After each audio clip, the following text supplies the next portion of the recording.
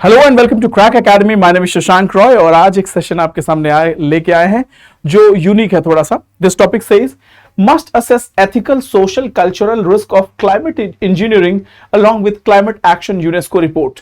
UNESCO ने ये report दी है कि हमें किसी भी तरीके के क्लाइमेट इंजीनियरिंग या जियो इंजीनियरिंग को परफॉर्म करने से पहले एथिकल सोशल और कल्चरल रिस्क को देखने की जरूरत है।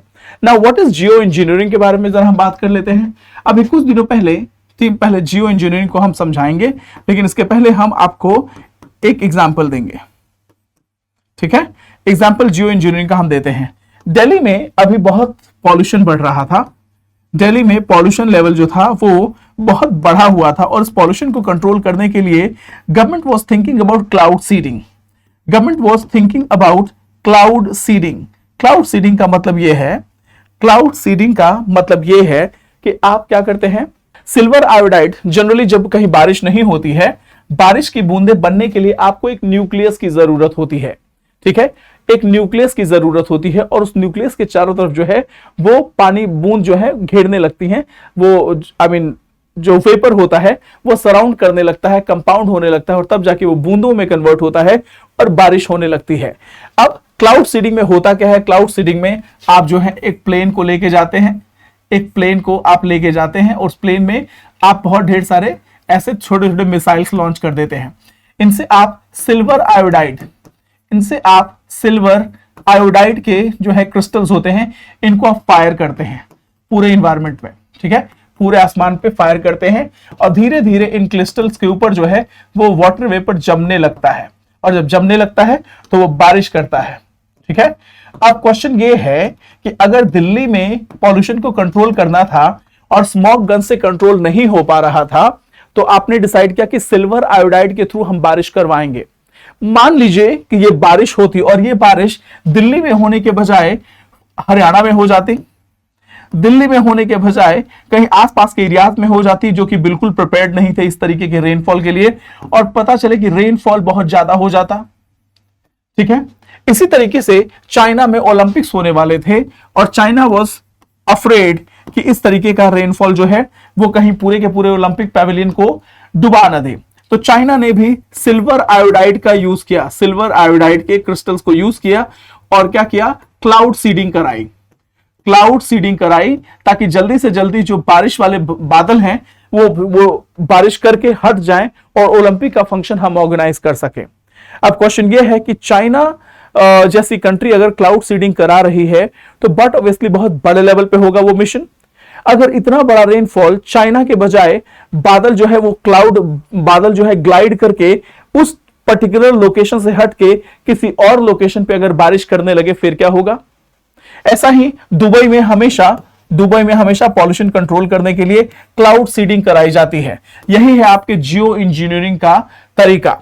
ठीक है, तो एक तो हुआ क्लाउड सीडिंग। मान लीजिए कि सूरज की गर्मी को जो है वो कंट्रोल करना है तो आप क्या करते हैं, सोलर रिफ्लेक्टर्स लगाते हैं। क्या लगाते हैं, सोलर रिफ्लेक्टर्स क्या करते हैं, मान लीजिए कि बहुत बड़ा पॉन्ड है, बहुत बड़ा तालाब है। इस तालाब में आपने क्या किया, कई हजार एकड़ में ये पॉन्ड फैला हुआ है। आपने इस पूरे वाटर सरफेस पे आपने सोलर रिफ्लेक्टर्स लगा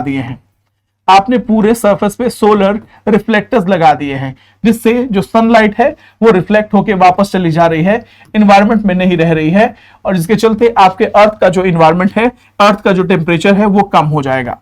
बट क्वेश्चन ये है कि क्या ये जियो इंजीनियरिंग सस्टेनेबल है, क्या ये जियो इंजीनियरिंग एथिकल है, क्या ये जियो इंजीनियरिंग रिस्क प्रूफ है, और अगर इससे रिलेटेड कोई हैजार्ड होता है, कोई रिस्क होता है, तो who should be held accountable and who will pay the compensation. मान लीजिए कि हिमाचल प्रदेश में क्लाउड सीडिंग कराया गया और उसका जो बारिश है वो उत्तराखंड में हो गया और लैंडस्लाइड होने लगा, इसका रिस्पॉन्सिबल कौन होगा।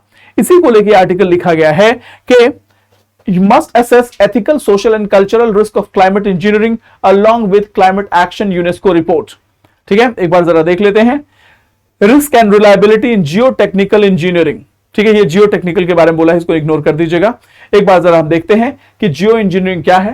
जैसे मान लीजिए कि ग्लेशियर्स को हमने हाई एल्बेडो मटेरियल से मान लीजिए ग्लेशियर्स हैं, ये मेल्ट हो रहे हैं, हमने पूरे के पूरे ग्लेशियर्स को हमने हाई एल्बेडो मटेरियल से रैप कर दिया।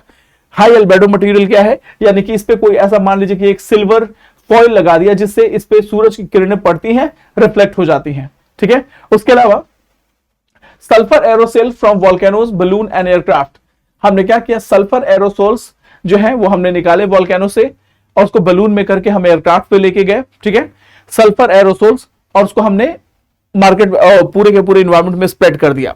इससे होगा क्या, इस सल्फर के जो छोटे छोटे ये जो है पूरे एरोसोल्स हैं, ये रिफ्लेक्टर्स का काम करेंगे और क्लाइमेट ठंडा रहेगा। व्हाइट क्लाउड, ठीक है, हमने क्या किया, हमने ऑर्बिट में, बहुत से ऑर्बिट में ऐसे मिरर्स लगा दिए, ठीक है। इस ऑर्बिट में मिरर लगाने से होगा कि ये सोलर रिफ्लेक्टर की तरह काम करेंगे।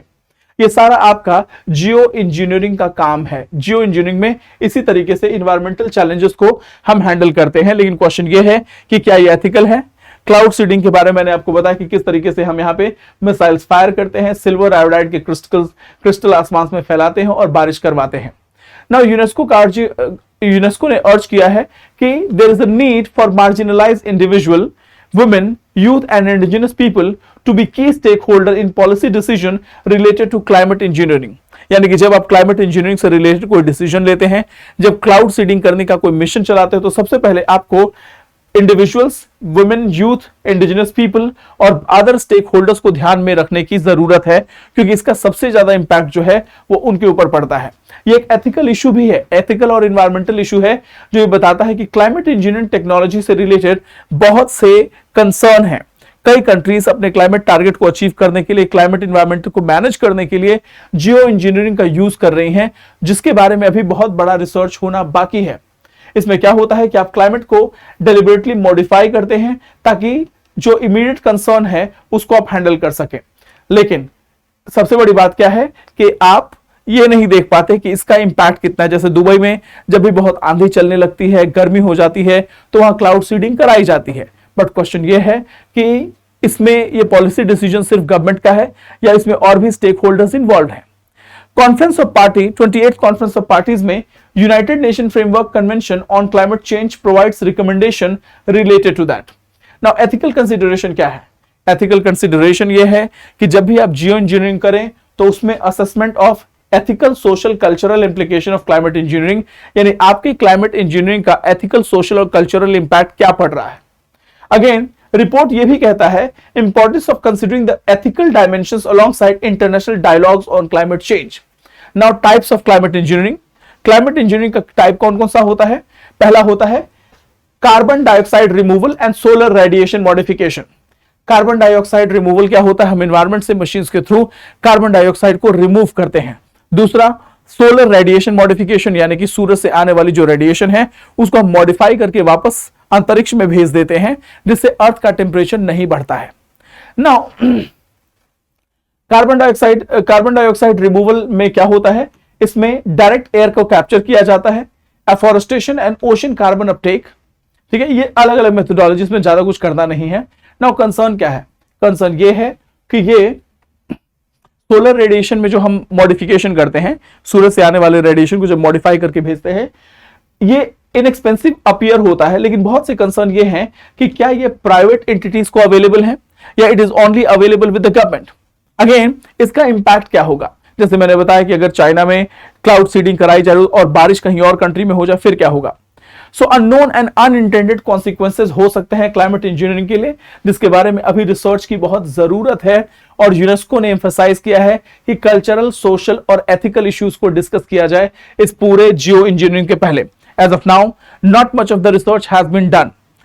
लेजिस्लेशन को लाने के बारे में यूनेस्को ने बोला है there must be a legislation regulating climate action and considering trans boundary impact. अगर ये बाउंड्री है, ये पाकिस्तान की है और ये इंडिया की है, इंडिया ने क्लाउड सीडिंग कराई और बारिश यहां जाके होने लगी, इसका ट्रांस बाउंड्री इंपैक्ट क्या होगा? दो कंट्रीज के बीच में झड़प हो सकती है। रीजनल अग्रीमेंट भी होने की जरूरत है, ठीक है। Regional agreement are suggested to avoid unequal special distribution of effects and a ban on using climate engineering as a weapon is proposed. So climate engineering, मान लीजिए कि मुझे पाकिस्तान को डिस्ट्रॉय करना है, मैंने क्लाउड सीडिंग करा दी और जम के बारिश हो गई उनके एरियाज में, देन व्हाट विल हैपन? कहीं क्लाउड सीडिंग और जियो इंजीनियरिंग टेक्नोलॉजीज को हम कहीं वेपन की तरह यूज तो नहीं कर लें? कहीं चाइना ने हमारे अगेंस्ट में यूज कर लिया, देन व्हाट विल हैपन? सो ये बहुत सी कंसर्न है, लेजिटिमेट कंसर्न है, इसीलिए रिस्पॉन्सिबल रिसर्च और डेटा शेयरिंग की बात की गई है, लेजिस्लेशन की बात की गई है, डिबेट एंड डिस्कशन की बात की गई है एट COP28, और cultural, social and ethical issues के बारे में भी बोला गया कि इस पर डिस्कशन करने की जरूरत है। So this is it. Jio engineering के बारे में बता दिया, क्लाउड सीडिंग के बारे में आपको बता दिया। नए टॉपिक के साथ हम फिर आएंगे, तब तक के लिए thank you so much. God bless you all. जय हिंद, जय भारत। Thank you.